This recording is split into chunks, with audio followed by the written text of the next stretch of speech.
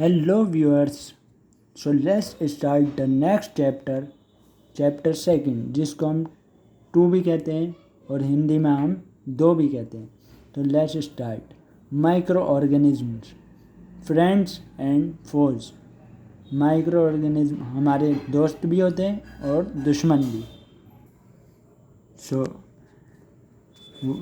इस चैप्टर में, इस लेसन में हम ये सीखेंगे, ये समझेंगे to understand the different type of micro organism, अलग अलग तरीके के माइक्रो ऑर्गेनिज्म।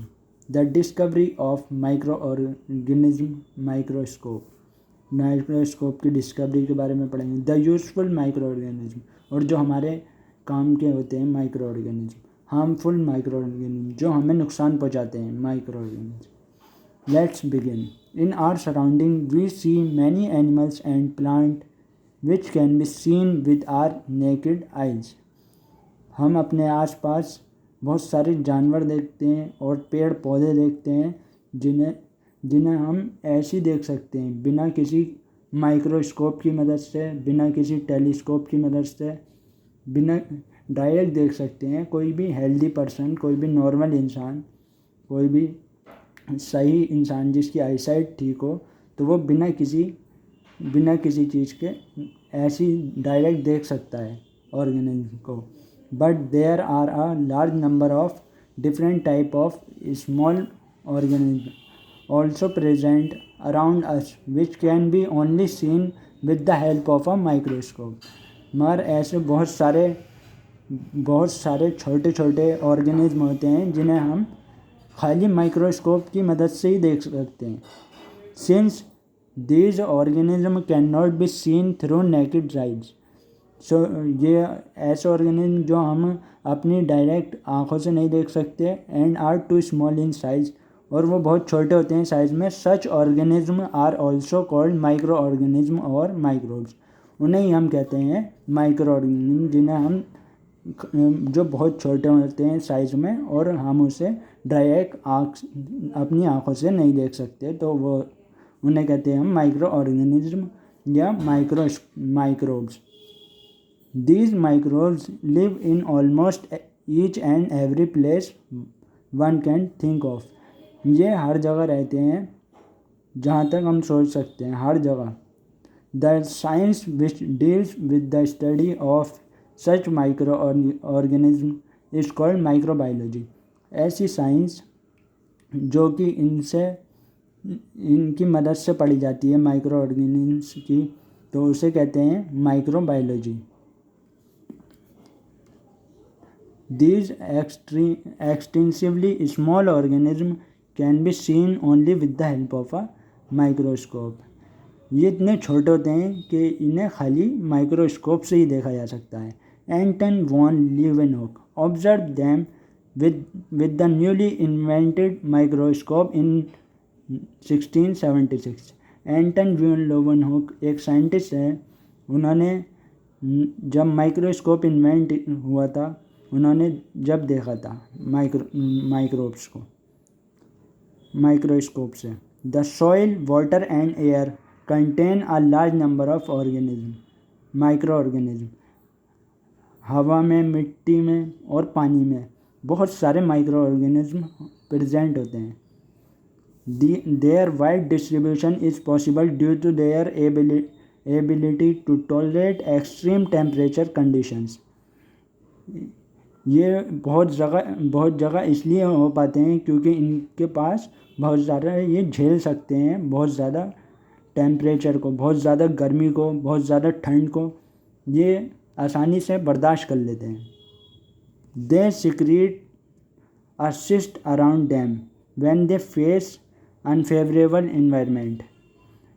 ये अपने बाहर एक सिस्ट बना लेते हैं, जो कि एक ऐसी पत्थर की तरह, सिस्ट शेल की तरह वो बना लेते हैं अपने बाहर, जो कि इन्हें ख़राब से ख़राब इन्वायरमेंट में, बहुत ज़्यादा टेम्परेचर में, बहुत ज़्यादा ठंड में, बहुत ज़्यादा गर्मी में भी ये आसानी से रह सकते हैं। तो वो सिस्ट बना लेते हैं जिसकी मदद से वो आसानी से रह सकते हैं। With in the cyst they remain inactive. जब वो शिष्ट बनी रहती है तो ये काम नहीं करते। And became active as soon as they get favourable conditions, और एक्टिव हो जाते हैं जब जब कंडीशन जो है नॉर्मल हो जाती, फेवरेबल हो जाती, मतलब। अब the habitat of micro organism. Micro organism are found everywhere. Microorganism हर जगह रहते हैं। They may be single celled such as bacteria and protozoa, और may be multicellular such as algae and fungi. ये जो एक cell के भी बने हुए होते हैं। सेल जो है एक बेसिक यूनिट ऑफ लाइफ है। सेल से मिलके हम बने हुए हैं, सेल से मिलके प्लांट बना हुआ है, सेल से मिलके हर लिविंग थिंग सब सेल से मिलके ही बनी हुई होती है। तो सेल जो है बेसिक यूनिट ऑफ लाइफ होता है। कुछ ऑर्गेनिज्म सिंगल सेल के होते हैं और कुछ ऑर्गेनिज्म मल्टी सेलुलर होते हैं। तो लिविंग बीइंग ह्यूमन बीइंग्स जो होते हैं वो मल्टी सेलुलर होते हैं, और ये बैक्टीरिया ये सिंगल सेल हैं, जैसे प्रोटोजोआ बैक्टीरिया, और multi cellular algae and fungi. तो सिंगल सेल के बारे में आप और पढ़ेंगे और डिटेल में, अगर आप बायो लेंगे आगे 11th क्लास में, और पढ़ेंगे आप उसकी नीट की कंपटीशन की तैयारी करेंगे, कोई से भी नीट की, MBBS की, या फिर कोई भी स्ट्रीम में जाएंगे बायोलॉजी से रिलेटेड, तो आपको ये सब पढ़ाया जाएगा। दे कैन सर्वाइव इन, तो मल्टी सेलुलर हो गया एल्गी फंगी। और फिर आगे बढ़ते हैं। They can survive in ice cold to hot spring and desert to marshy lands. Ice cold यानी बिल्कुल ठंडा बर्फीली जगह से बहुत ज़्यादा गर्म जगह तक, and desert to marshy lands, desert मिट्टी धूल से और बिल्कुल पानी वाली जगह पर। They may be present in the body of animals, ये जानवरों की बॉडी के अंदर भी पाए जाते हैं। As well as in decaying flesh and vegetable, और जो सड़ा हुआ फ्लैश होता है, गोश्त होता है किसी भी चीज़ का, जैसे कोई एनिमल मर जाता है तो जो सड़ जाता है, या सब्जी कोई भी सड़ जाती है।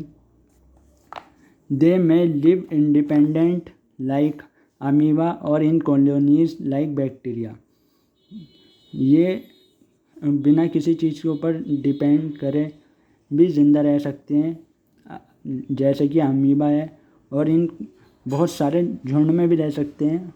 इन कॉलोनी बनाकर भी रह सकते हैं like bacteria. Role of micro organism in our life. Micro organism का रोल हमारी ज़िंदगी में क्या होता है? Micro organism play both useful and harmful role in our lives. Let us learn about them. Uses of microorganisms. So, microorganisms are used in the preparation of curd, bread and alcohol.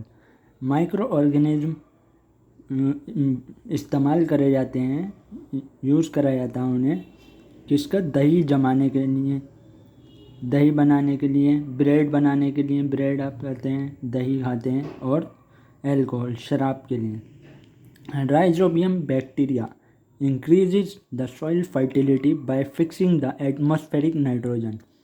Rhizobium bacteria होता है जो कि मैंने इससे पहले वाले chapter में भी आपको बताया था कि सॉइल की फर्टिलिटी को फिक्स करता है, सॉइल की फर्टिलिटी को बढ़ाता है, एटमॉस्फेरिक नाइट्रोजन फिक्स कर। These are used in making medicines, ये दवाई बनाने के लिए भी काम में आते हैं। These are also used in the preparation of cheese, pickles etcetera, ये इस्तेमाल करे जाते हैं चीज़ बनाने के लिए, अचार बनाने के लिए। Harmful actions of micro organism. Micro organism cause harmful disease in plants and animals. Micro organism बहुत ख़तरनाक बीमारी कर देते हैं पेड़ों में भी और जानवरों में भी, और human being, which will be with in the subsequent sections of this chapter. जो कि हम आगे जाके पढ़ेंगे इस चैप्टर में। तो आ जाते हैं the size of micro organism. Micro organism कितने साइज़ के होते हैं? Its size varies from 0.015 microns, ये माइक्रोन्स का सिंबल होता है, 200 माइक्रोन्स या ये microns. 1 microns is equal to 10 to 3 millimetre, 10-3 mm millimetre, यानी 1 माइक्रोमीटर में 10⁻³ मिलीमीटर होता है। Micro organism are classified into 5 groups based on their sizes। माइक्रो ऑर्गेनिज्म को 5 तरीके में बांटा गया है उसके साइज़ के हिसाब से। तो these are algae, singular is alga, इसे एल्गा कहते हैं एल्गी को। और दूसरा आता है बैक्टीरिया, सिंगुलर इज बैक्टीरियम, इसे कहते हैं हम बैक्टीरिया, सिंगुलर अगर एक होगा तो। Virus is, singular is virus. Fungi, singular is fungus. Protozoa, singular is protozoan. तो एक होगा सिंगुलर के लिए, एक सिंगुलर मतलब एक, तो उसे हम कहेंगे एल्गा, एल्गी को हम क्या कहेंगे एल्गा, बैक्टीरिया को बैक्टीरियम, वायरस को वायरस। तो ये 10⁻³ ये आप बड़ी क्लास में जाके ठीक से और समझ पाएंगे। अभी आप इतना याद कर लीजिए, 1 microns is equal to 10⁻³ mm। अब आ जाते हैं एल्गी। सबसे पहले डिफाइन करते हैं हम एल्गी क्या होता है। Algae are the aquatic unicellular and multicellular green micro organism. Algae जो है पानी में रहने वाले यूनिसेलुलर, एक सेल होता है जिसमें, और एंड मल्टी सेलुलर, और बहुत सारी सेलों वाले भी होते हैं जो कि हरे होते हैं, हरे माइक्रो ऑर्गेनिज्म, उनको कहते हैं हम algae. They can be found in marine और fresh water forms such as ponds, streams, lakes and oceans. ये जो है गंदे पानी में भी पाए जाते हैं और ताज़े पानी में भी पाए जाते हैं, जैसे कि पॉन्ड्स हो गए, स्ट्रीम हो गए, लेक्स, समुंदर हो गया। They may be branch or filamentous without having roots, stem and leaves. ये जो है ब्रांच में भी बटा हुआ होता है, मतलब अलग अलग एक ब्रांच जैसे हो गई, फिर एक पेड़ की टहनी निकली, स्टेम में से फिर अलग अलग ब्रांच डिवाइड होती हैं उसकी, branch or filamentous. Without having roots, न इसकी कोई जड़ होती है, न स्टेम होती है, और ना ही कोई लीव्स होती है, न जड़ होता है, न तना होता है, न पत्ती होती है इसकी।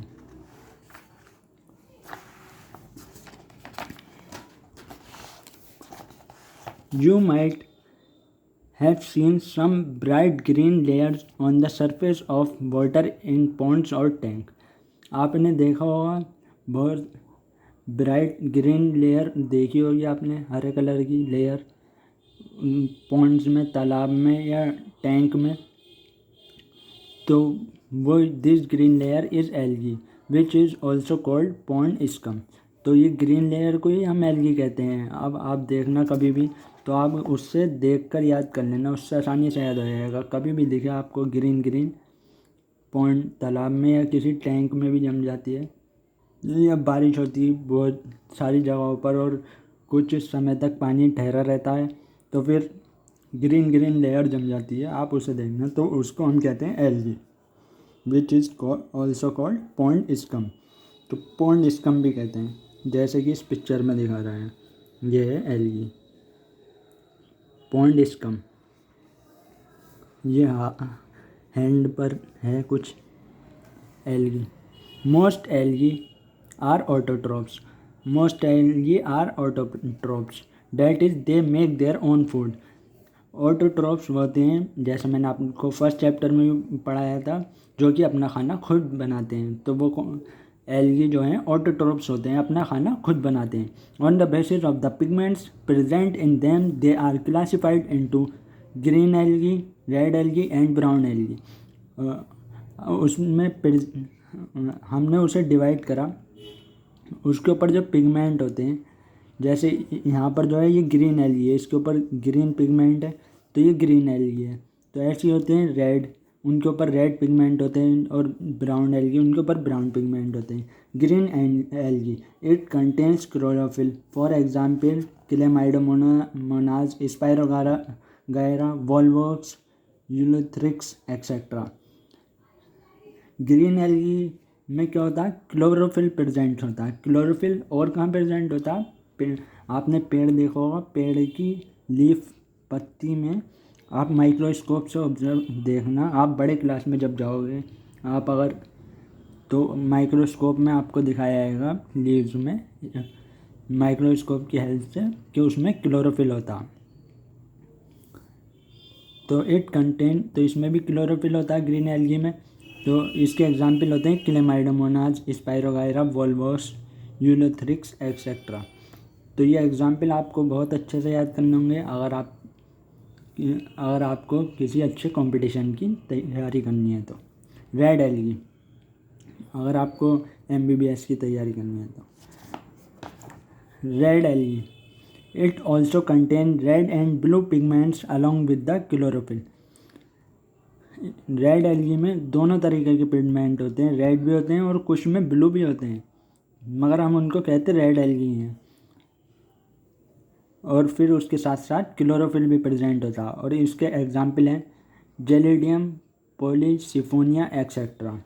तो आपको ये याद करने पड़ेंगे, और नहीं तो आप इसे गूगल पे सर्च करके देख लेना जेलिडियम, ताकि इससे आपको अच्छे से याद हो जाए और दिमाग में इनकी इमेज भी आपके सेट हो जाए। Brown algae it contains brown pigment along with the chlorophyll.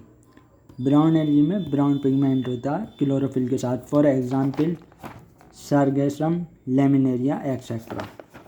अब यूजेस पाए जाते हैं, इसका इस्तेमाल किस लिए होता है। Uses of algae, algae serve as food for aquatic animals. Algae खाने के तौर पर दिया जाता पानी वाले जानवरों को। Red algae are used in the preparation of agar agar. Red algae का इस्तेमाल करा जाता अगार अगार बनाने के लिए, which is an important ingredients in the preparation of jams, jellies and ice creams. आपने आइसक्रीम खाई होगी, जैम देखा होगा, खाया होगा आपने, जेलीज भी खाई होंगी, तो वो अगार अगार से बनती हैं। अगार अगार उनमें डला हुआ होता है, सबसे मेन जो इंग्रेडिएंट होता है, सबसे मेन जो चीज़ होती है उसमें अगार अगार से बनी हुई होती है, अगार अगार डला हुआ होता है।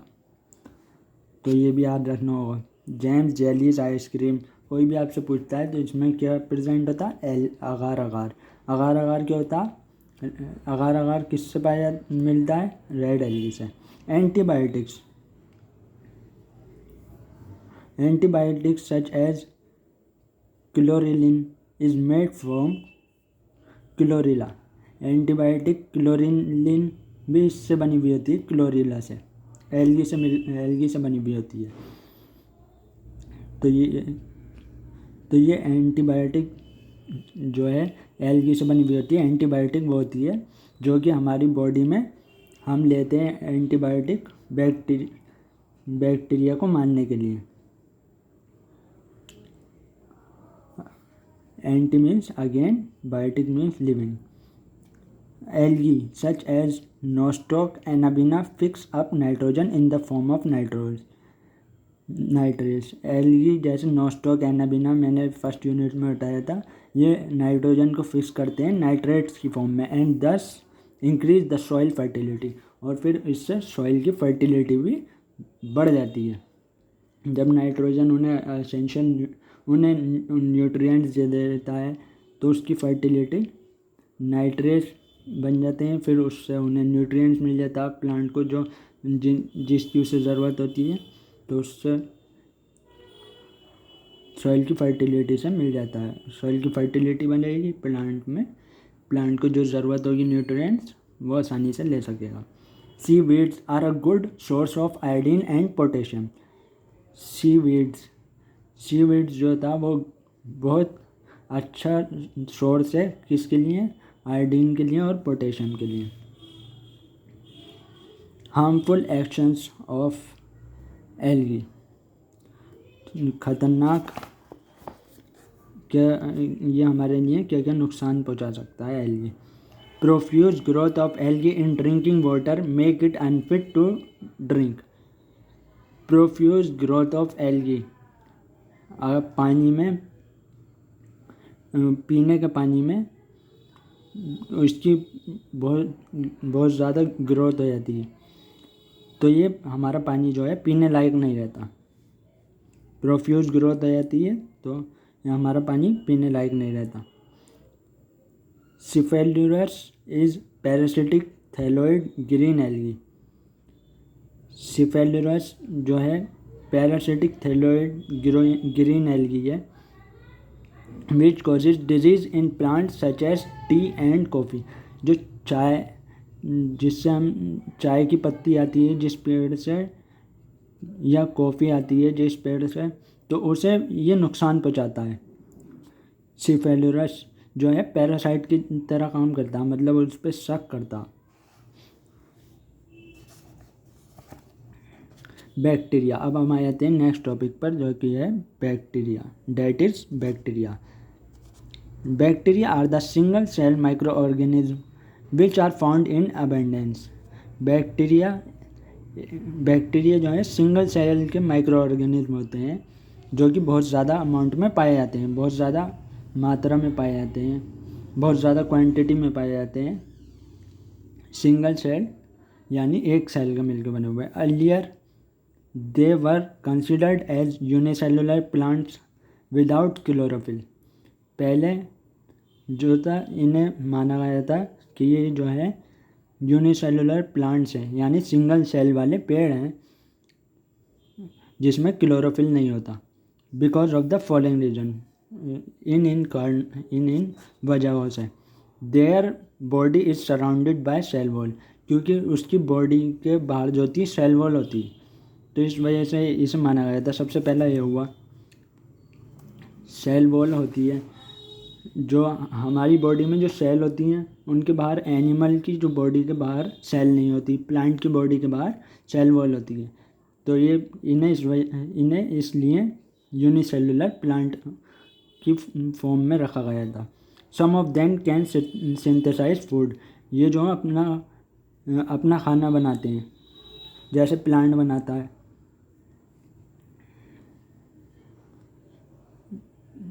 ये जो खाना बनाते हैं जैसे कि प्लांट बनाता है। Autotrophs, the method of multiplication in them is similar to that of lower plants. जो इनका अपने आप को बढ़ाना होता है, मल्टीप्लाई करना होता है, अपने आप को आगे बढ़ाना होता है, वो प्लांट के जो लोअर प्लांट्स होते हैं, नीचे लेवल वाले प्लांट्स होते हैं जिन्हें नीचे वाली कैटेगरी में रखा गया, वो उनके जैसा होता है। तो इस वजह से इन्हें यूनिसेलुलर प्लांट्स में रखा गया था पहले, अब इन्हें अलग कर दिया गया है। इनके बाहर तो 3 वजह, किस वजह से अलग करा गया, किस वजह से रखा था पहले उन्होंने, उनकी बॉडी के बाहर सेल वॉल होती है। Their body is surrounded by cell wall. Some of them can synthesise food, कुछ इसमें से खाना बनाते हैं। The method of multiplication in them is similar to that of lower plants. जो इसमें डिवाइड मल्टीप्लाई करते हैं वो छोटे कैटेगरी के प्लांट के जैसा करते हैं। तो ये 3 वजह हो गए। They are different from plants because, ये प्लांट से अलग हैं क्योंकि the cell wall in bacteria is not made up of cellulose. जो सेल वॉल होती है बैक्टीरिया की वो सेल्यूलोज की बनी हुई नहीं होती जैसा कि प्लांट में होता है। प्लांट की जो सेल वॉल होती है वो सेल्यूलोज की बनी हुई होती है, मगर इसकी जो होती है वो सेल्यूलोज की नहीं होती। Few can only perform photosynthesis, इसमें से कुछ ही कर सकते हैं बस photosynthesis. But bacteria chlorophyll is much different from the chlorophyll present in plants. जो इनका क्लोरोफिल होता है बैक्टीरिया क्लोरोफिल, वो बहुत अलग होता है प्लांट के क्लोरोफिल की वजह से।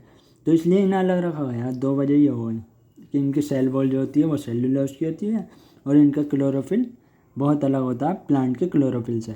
Bacteria are classified into the following categories on the basis of their shapes.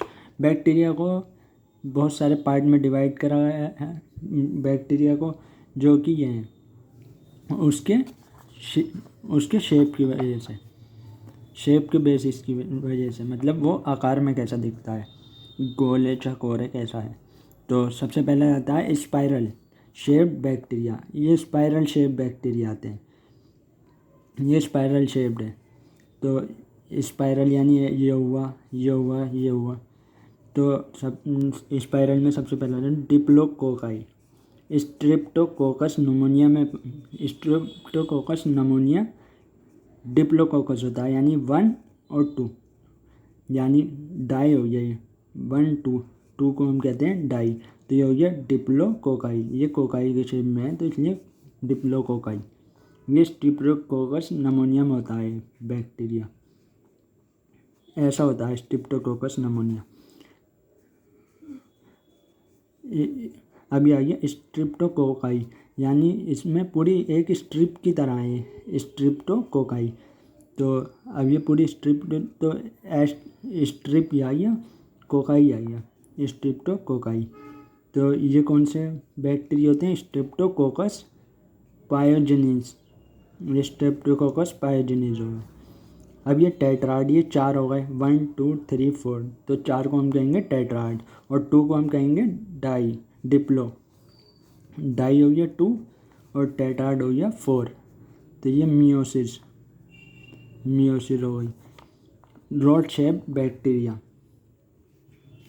अब ये रॉड आपने देखी होगी, आपके घर में भी होती है रॉड। तो ये रॉड की फॉर्म में आ गए bacteria. Chain of bacilli, bacillus anthracis. ये कौन सा बैक्टीरिया होता है? बैसिलस एंथ्रेसिस, जो कि रॉड शेप में होता है।